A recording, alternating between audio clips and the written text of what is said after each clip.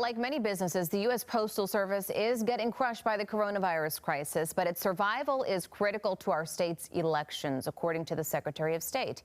Q13's Simone Del Rosario is here now with more on how the state's scrambling in the event the post office goes under. Simone.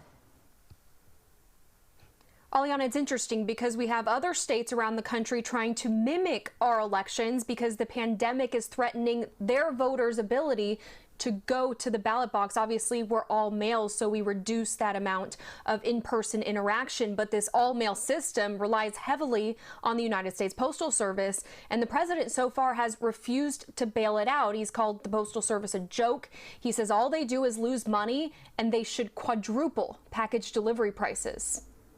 If they don't raise the price, I'm not signing anything. So they'll raise the price so that they become maybe even profitable, but so they lose much less money, okay? And if they don't do it, I'm not signing anything, and I'm not authorizing you to do anything.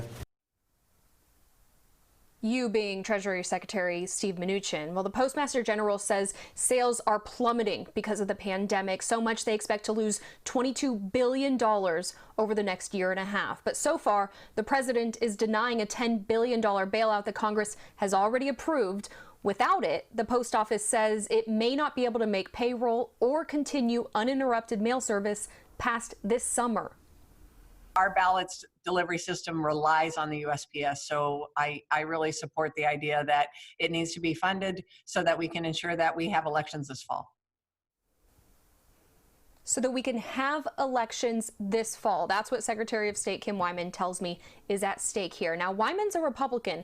She tells me her Republican and Democratic colleagues alike are on the same page here, that the demise of the post office would be detrimental to democracy. But she says the state is already making contingency plans just in case. We will try to work through backup plans like delivering ballots by an alternative carrier, maybe UPS, DHL, who knows, FedEx. The problem with those, just out of the gate, the problem with those delivery methods is, one, they're more expensive, and more importantly, they don't deliver to every PO box in this country, and many of our voters use post office boxes.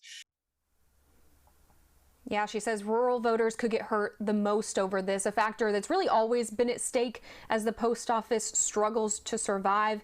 Aliana, its financial struggles are not new, but it's certainly been compounded by the coronavirus crisis. Back